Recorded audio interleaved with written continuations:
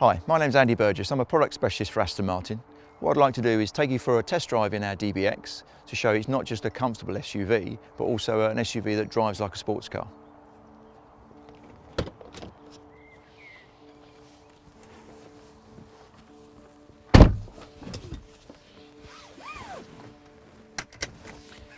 So before we go for our test drive, you'll find your driver mode buttons just here on the center console. There'll be an up button and a down button. So when you start the car, it will start in its GT setting. That's its default setting. Then if we press the mode button going down, that will take us to an individual setting, which is what I'll go through in just a second. If we press it once more, that will take us to sport setting, and once more again takes us to Sport Plus. So to set your individual configuration, you must use your menu system, and you should really only do this when you're stationary. So to do this, we'll turn on your menu system, wait for the screen to come up. We'll go across to vehicle, so we'll use our dial or our touchpad to do that. Once we get to vehicle, we'll press that, and then we get into driver modes. So we go down to driver modes, individual configuration, and then you have the 4 areas that you can individualize: suspension, steering, drive, and exhaust system. So if you press each one, you can have it in GT or Sport. We'll choose GT. In steering, you can have GT or Sport. I'm going to choose Sport. And for drive, what it means by that is the throttle and the gearbox. I'm going to go for Sport on that as well. Exhaust system, I'm going to go Sport Plus because I want to hear that Aston Martin sound all the time. So we go for Sport Plus. And it tells you on the left-hand side of the screen what you've just chosen. So suspension is going to be GT, nice and compliant. Steering is going to be sportier, so a little bit heavier. The gearbox and the throttle is going to be sporty, so it's going to hold on to gear a little bit longer for me. And I'm going to have that lovely sporty exhaust noise. So you'll obtain that when you go to your individual setting from your GT setting. And really, when you're doing the test drive, you'll discover as you drive the things that you like and you don't like. Some of us will like a softer ride, some of us will like a firmer ride. So after about 20 minutes, you'll discover as you use your mode buttons, which one you really like.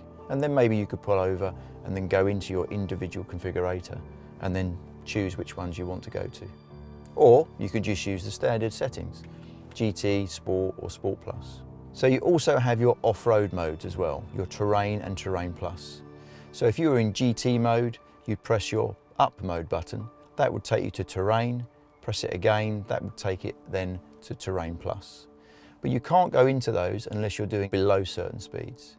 So for Terrain, you need to be below 45 miles an hour, and for Terrain Plus, you need to be below 30 miles an hour. What it also do, it will change your gearbox software and help the car hold on to maybe second gear, because you don't want to go to maybe first gear or third gear if you're in ice and snow or deep mud. Also, when we're driving, I'll take you through some of the safety features. We'll use the lane assist button, and we'll also use the adaptive cruise control on the left-hand side of the steering wheel here. So I think that's enough. I think we'll get going on a test drive now. So if I put my foot on the brake, we press the engine button once, that gives us a loud start. We're in GT, which is its default mode. So we'll press the D button, which obtains the first gear in automatic, and off we go. Okay, so we're in our GT mode. So that is, again, our relaxed mode in terms of relaxed throttle, relaxed suspension, very soft, very compliant. Our engine note is very quiet as well. The valve is closed in the exhaust system. And also our gearbox is giving us the highest gear possible for the speed, nice and efficient. So I can feel the steering's very easy to use in GT mode. So if I reach down and press the down mode button twice, so that will skip the individual setting and go straight to Sport. So straight away you can hear that it drops engine note. It goes into from 5th gear, went to 4th gear, and it's holding on to that gear that little bit longer. It's not changing up to 5th, it's holding on to 4th. I can feel a little bit more weight in the steering, and also I can hear the engine note a little bit more, and that classic Aston Martin roar from the exhaust system. Throttle is much more responsive as well. I just touch it and it starts to respond. So there's a definite difference between GT and Sport. Also, when I brake, you have a little blip from the throttle as well as it changes down. Back on the throttle. I can definitely feel more pickup now in the sport mode. If we reach down again, press it down once more, we go to plus, and straight away it went from 5th gear to 4th gear actually. As soon as I touch the throttle, you can really hear that lovely Aston Martin sound now. And as soon as I touch the brake to brake, you can hear it straight away, it shifts down. 3rd gear, and you hear that little pop and crackle from the exhaust. So that's in Sport Plus mode. And I can feel the suspension that little bit firmer, and again the steering that little bit heavier. So we pull away from the traffic lights, we're in Sport Plus mode, and it held on to 1st gear a little bit longer there. Same with 2nd gear, it's holding on to that gear. 3rd gear as well. And as soon as I start to brake for this roundabout here, you'll hear it'll drop from 4th to 3rd very quickly, a little pop and a crackle from it into 2nd gear now. So that's Sport Plus. Like I say, really alive actually. The car feels like it's lots of fun to drive actually. So we're going through a 30-mile-an-hour zone here, so I'm going to go back into GT. So I'm going to click up 3 modes into GT. There we go. And straight away, the car's in 5th gear now. The engine notes quietened down. The suspension feels softer. It's actually gone to 6th gear now. So it's really as most efficient as it possibly can in GT. Steering feels a bit lighter as well. When we go from GT to Sport, you go through another mode called Individual. And Individual is the one that we set up earlier on. 4 elements of it that we can change depending on our mood, depending on what we really like. If I reach down and we hit it twice on the down, that takes it into Sport. So straight away it goes from 7th gear to 5th gear. I can feel the throttle just tighten a little bit. I can feel the suspension a little bit firmer, the damper setting just that little bit firmer. Starting to feel the road a little bit more. Steering feels a bit more weighted. As soon as I touch the throttle, it starts to pick up a lot more readily than when it was in GT. It's a little bit noisier than it was in GT. But if we want to go one more, we go to Sport Plus. So we reach down, we go down again one more setting. Straight away it goes from 6th to 5th gear. And again, I can feel the car just tighten up that little bit more. Steering's a little bit more weighted. The car feels really good actually. Just a little bit of power.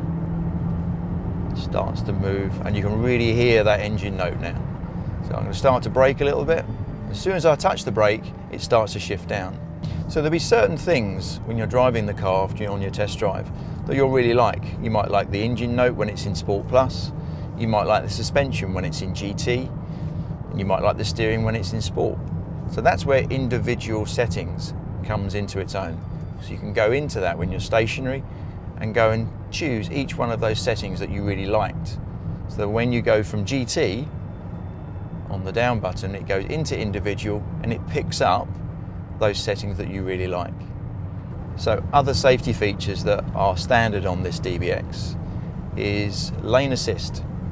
So if we press the lane assist button just here on the transmission tunnel, you'll see the green light come on and the word on. So now if we move across to a white line or it picks up the white line that we're moving lanes, then it will give a vibration through the steering just to give us a heads up that we've done that. It's really for motorway driving, I would say. Just gives it that little kick through the steering, little vibration. So we'll turn that back off, and it says off now. We've also got another feature that's standard on this car, which is adaptive cruise control.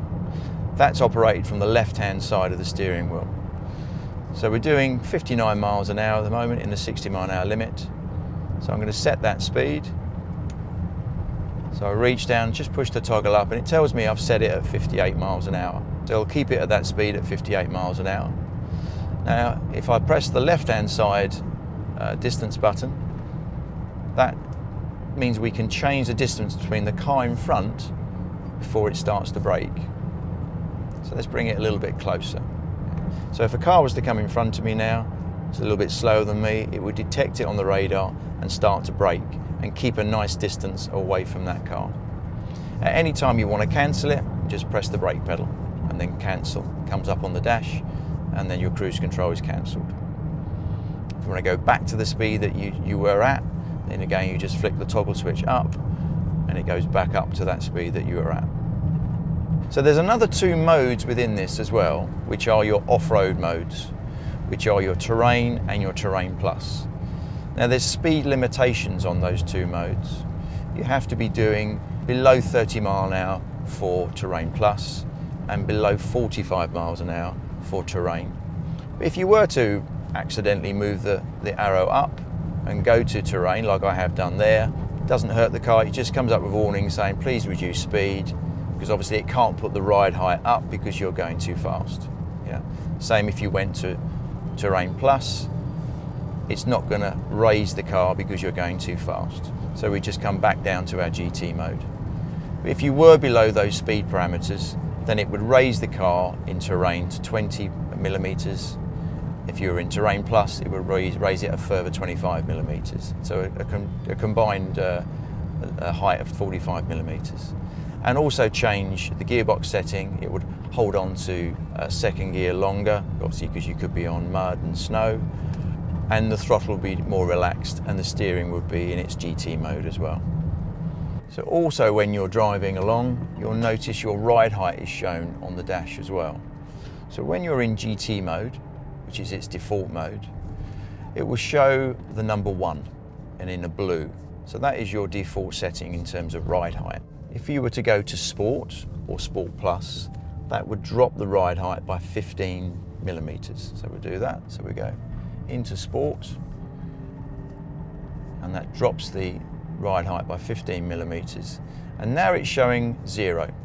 So that is as low as it can go in the settings. So we're coming back into our parking area now. So I'm going to go into GT mode.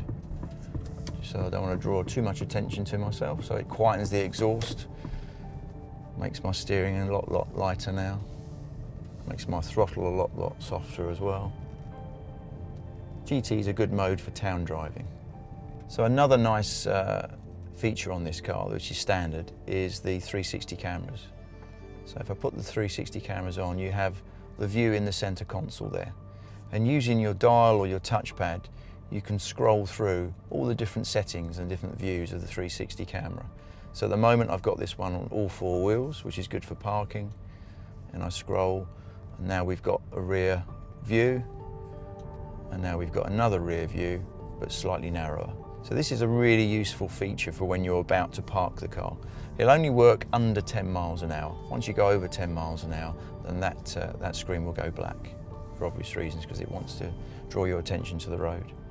So when you go on your test drive, use your mode buttons, find the settings that you like, and then when you're stationary, you could go into those settings and do an individualization configuration for what you found was the best for you. So when you go into individual mode, then that picks up all those things that you really liked. Play with it, enjoy it. That's the main thing, is have fun with this DBX, because it really is a fun car to drive.